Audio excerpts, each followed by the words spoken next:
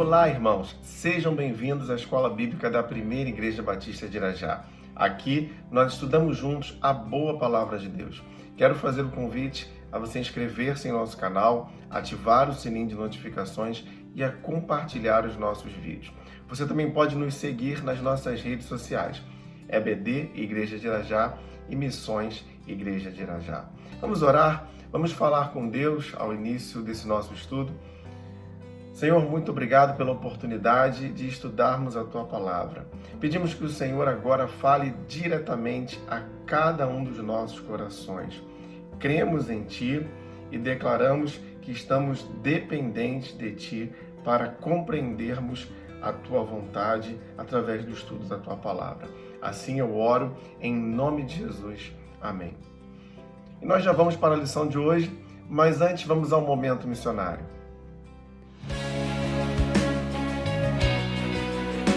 Viva o poder de transformar. Esse é o tema da campanha de Missões Mundiais 2021, que nossa igreja iniciou no último domingo com 2 cultos maravilhosos. Eu quero te convidar então a estar engajado, orando pelas lideranças de missões, orando pelos missionários de campo, orando pela obra como um todo e também sendo um mobilizador de missões. Como assim? Conversando sobre missões, compartilhando sobre missões nas suas redes sociais e ainda, eu quero te convidar a ofertar para missões. Ser alguém que participa ativamente da obra missionária com aquilo que o Senhor tem colocado nas suas mãos. Viva o poder de transformar. Que Deus te abençoe.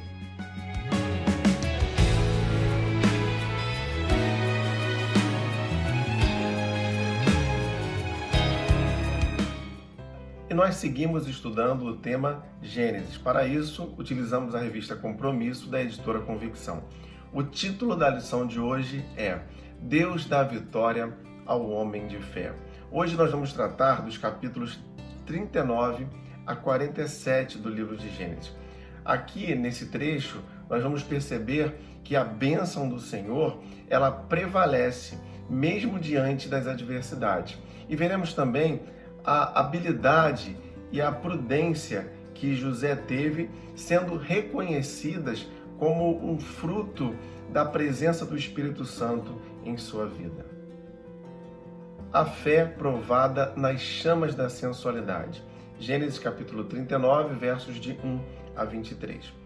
José, ele havia sido vendido a Potifar, que era um oficial da guarda de Faraó.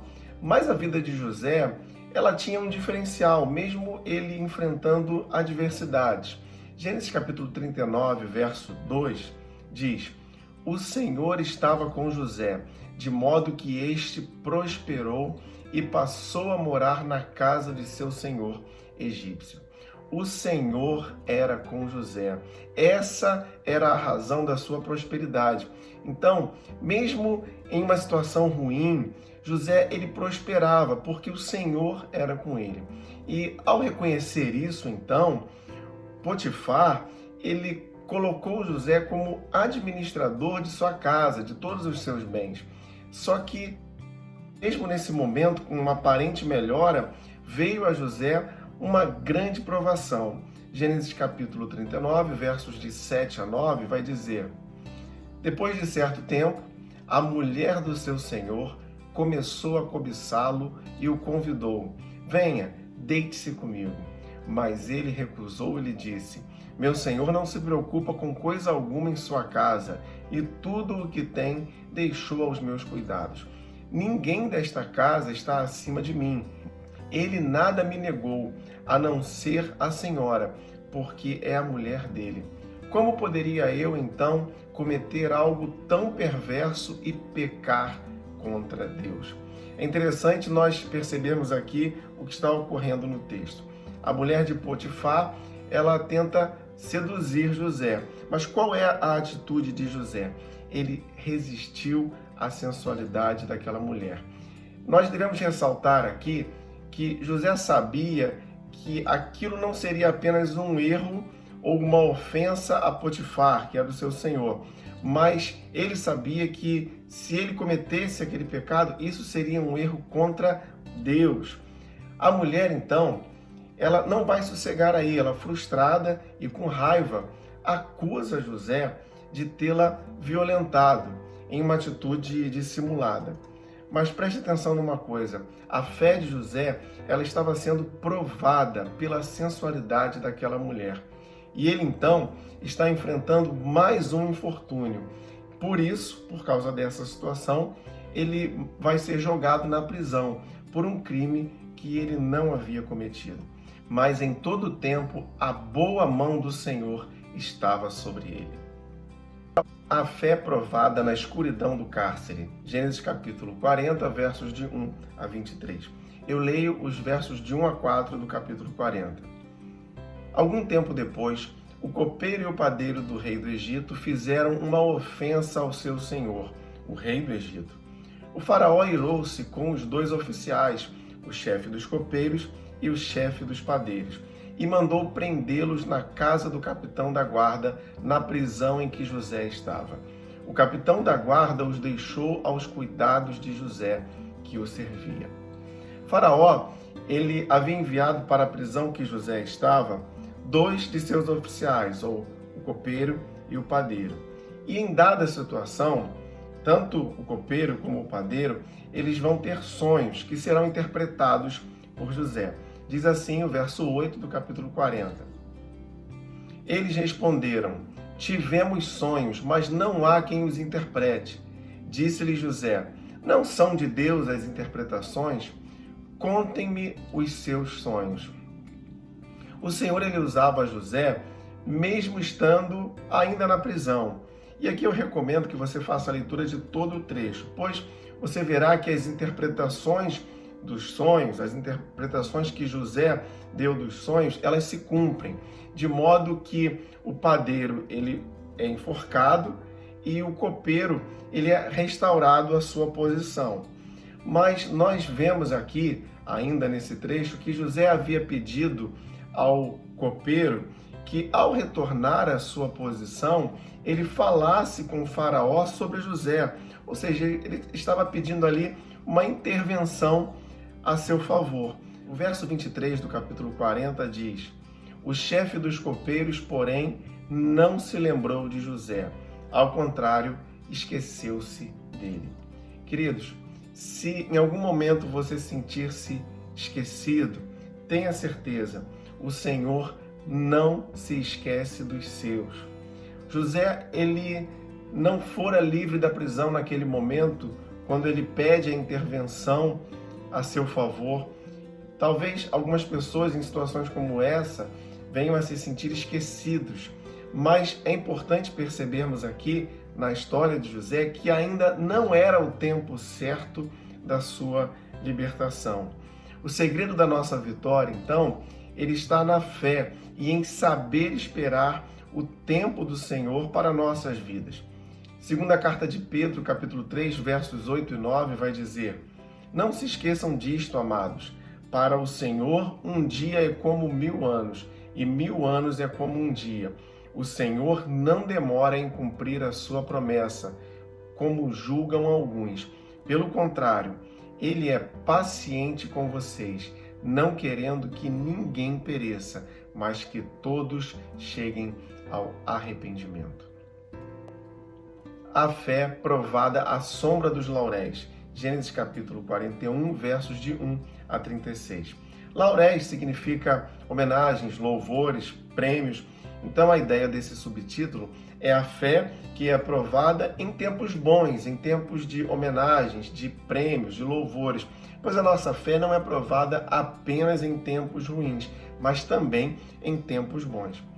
José aqui ele está passando pelo tempo de esquecimento. Foram 2 anos naquela prisão. Até que certo dia, Faraó teve um sonho perturbador. E esse sonho não foi possível de ser interpretado por nenhum de seus magos. Ninguém conseguia interpretar. Diz assim, capítulo 41, verso 9. Então, o chefe dos copeiros disse ao Faraó: hoje me lembro das minhas faltas. Preste atenção aqui num detalhe. Aquele copeiro, ele se lembra de um tempo que cometera alguma falta contra Faraó e por isso estivera na prisão, tendo o seu sonho interpretado por José. Capítulo 41, verso 12 vai dizer assim: Pois bem, havia lá conosco um jovem hebreu, servo do capitão da guarda. Contamos a ele os nossos sonhos e ele os interpretou, dando a cada um de nós a interpretação do seu próprio sonho. O copeiro lembrou-se de José. Foram 2 anos naquela prisão. Isso parece muito tempo, mas era o tempo de Deus na vida de José. E ele então é chamado à presença de Faraó para interpretar o seu sonho. Verso 16 do capítulo 41. Respondeu-lhe José: Isso não depende de mim, mas Deus dará ao Faraó uma resposta favorável. Verso 25. Deus revelou ao Faraó o que ele está para fazer.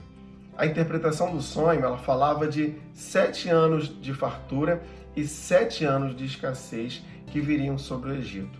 Faraó ele deveria então procurar um homem criterioso para ser o administrador do Egito, a fim de que passassem por aquela temporada. Versos de 37 a 43 do capítulo 41. O plano pareceu bom ao Faraó e a todos os seus conselheiros. Por isso, o Faraó lhes perguntou: Será que vamos achar alguém como este homem em quem está o Espírito Divino? Disse, pois, o Faraó a José: Uma vez que Deus lhe revelou todas essas coisas, não há ninguém tão criterioso e sábio como você. Você terá o comando do meu palácio e todo o meu povo se sujeitará às suas ordens. Somente em relação ao trono serei maior que você. E Faraó prosseguiu: Entrego a você agora o comando de toda a terra do Egito. Em seguida, o Faraó tirou do dedo o seu anel de selar e o colocou no dedo de José. Mandou-o vestir linho fino e colocou uma corrente de ouro em seu pescoço. Também fez subir em sua segunda carruagem real e à frente os arautos iam gritando: Abram caminho! Assim José foi colocado no comando de toda a terra do Egito. O próprio José, ele é nomeado como administrador de todo o Egito. Isso porque o Espírito de Deus, o Espírito que dá sabedoria, é reconhecido na vida de José. E aquela situação, aquele tempo de escassez, ele era um tempo circunstancial. Por isso, um bom administrador solucionaria aquela situação. Queridos, mesmo em tempos de crise, o Senhor ele continua operando segundo a sua sabedoria. A fé provada produz um coração bondoso. Gênesis capítulo 42, versos de 1 a 38. Aqui no capítulo 42, nós vemos o início do reencontro de José com sua família. Canaã passava por uma grande fome. Jacó, o pai de José, lembrando que Jacó pensava que José estivesse morto devido àquela situação criada por seus irmãos. Jacó lhe havia enviado 10 dos seus filhos ao Egito para comprar alimentos, deixando consigo apenas Benjamim, que era o mais novo. Gênesis capítulo 42, versos de 6 a 9, diz: José era o governador do Egito e era ele que vendia trigo a todo o povo da terra. Por isso, quando os irmãos de José chegaram, curvaram-se diante dele, rosto em terra. José reconheceu os seus irmãos logo que os viu, mas agiu como se não os conhecesse. E lhes falou asperamente: De onde vocês vêm? Responderam eles: Da terra de Canaã, para comprar comida. José reconheceu os seus irmãos, mas eles não o reconheceram. Lembrou-se então dos sonhos que tivera a respeito deles. Querido, José não apenas reconhece os seus irmãos, mas ele se lembra dos seus sonhos e percebe que seus sonhos agora estão se cumprindo. Mas ele queria trazer toda a sua família ao Egito. Por isso ele vai exigir que Benjamim, que é o filho mais novo, fosse trazido também ao Egito, retendo um de seus irmãos, a fim de que esses irmãos retornassem ao Egito. Capítulo 42, verso 19 diz: Se vocês são homens honestos, deixem um de seus irmãos aqui na prisão, enquanto os demais voltam, levando trigo para matar a fome das suas famílias. Os irmãos, então, no meio dessa situação difícil, eles se lembram do mal que fizeram a José. Não se lembram de José, mas se lembram daquela situação maldosa que eles proporcionaram. Versos 21 e 22 do capítulo 42 de Gênesis. Eles se prontificaram a fazer isso e disseram uns aos outros: certamente estamos sendo punidos pelo que fizemos a nosso irmão. Vimos como ele estava angustiado quando nos implorava por sua vida, mas não lhe demos ouvidos. Por isso nos sobreveio esta angústia. Rúben respondeu: eu não lhes disse que não maltratassem o menino, mas vocês não quiseram me ouvir. Agora teremos que prestar contas do seu sangue. Queridos, preste atenção no seguinte: o tempo ele pode ocultar o pecado da nossa mente, mas não apaga da nossa memória. Devemos então passar do remorso ao arrependimento. Como? Confessando os nossos pecados. Os irmãos, eles então retornam a Jacó sem Simeão, de modo que mais tarde todos os irmãos eles retornam ao Egito ainda sem o seu pai Jacó. Mas a partir daqui, isso é assunto para a nossa próxima lição. Aplicações para a vida. Queridos, a bênção do Senhor, ela independe das circunstâncias em nossas vidas.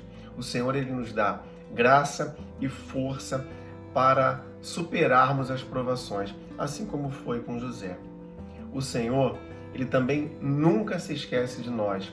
Como José, ele não estava ali esquecido naquela prisão.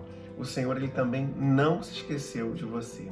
E ainda, a consciência culpada é um grande castigo que podemos experimentar por nossos erros. Os irmãos de José estavam experimentando esse peso na consciência.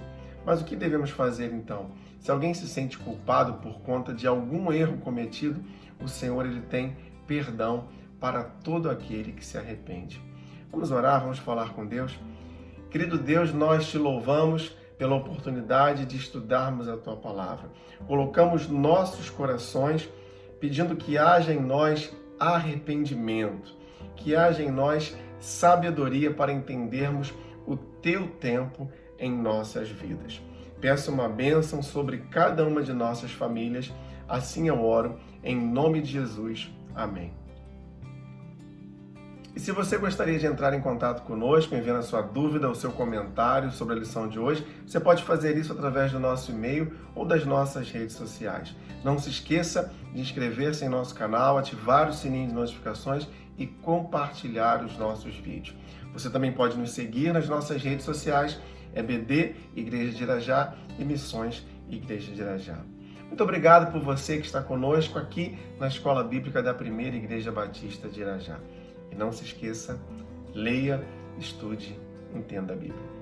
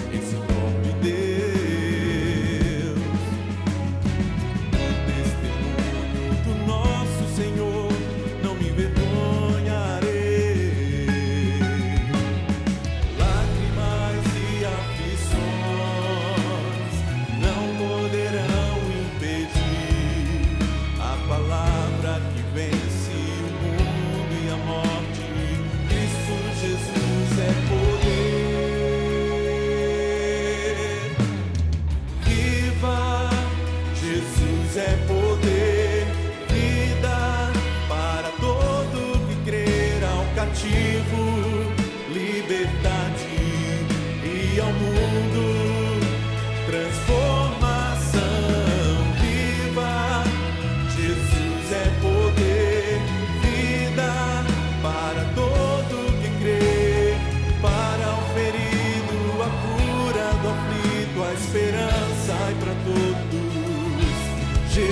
sepulcro.